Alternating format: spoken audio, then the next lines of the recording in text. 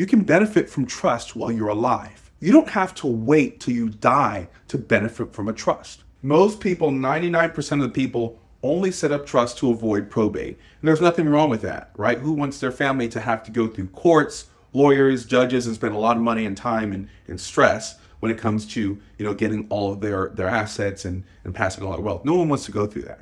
But the wealthy people, they use trust to not only avoid probate, but avoid taxes, avoid lawsuits, avoid liabilities, avoid Medicaid spend down on all their assets while they're alive. My name is Stefan Bellholm. I'm a certified tax, trust, and estate specialist out of North Carolina. And me and my team, I have a team of forensic CPAs, tax attorneys, bookkeepers, enrolled agents. They've been doing this for years.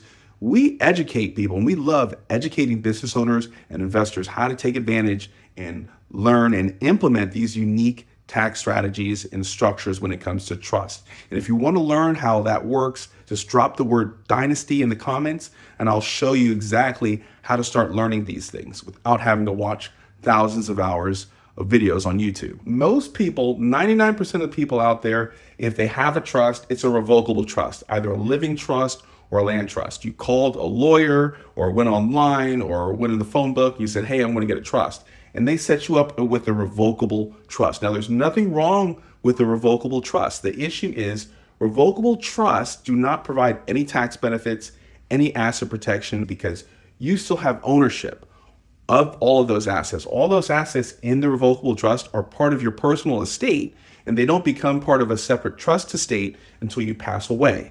So you don't really benefit from a living trust while you're alive. And the wealthy people understand that, which is why they set up irrevocable trust, and specifically ongoing trust and dynastic trust, because not all irrevocable trusts have tax benefits. But the reason why they set up these trusts is because they don't have any ownership.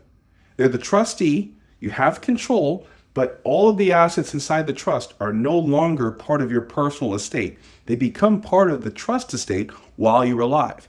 That gives you asset protection, and it gives you a whole bunch of tax benefits. What kind of tax benefits? Well, if you have any type of business or investment income, you flip properties, you trade crypto or stocks, you have a whole bunch of rental units, maybe you have a business, an LLC, or you're 1099 commissions, or you have royalties.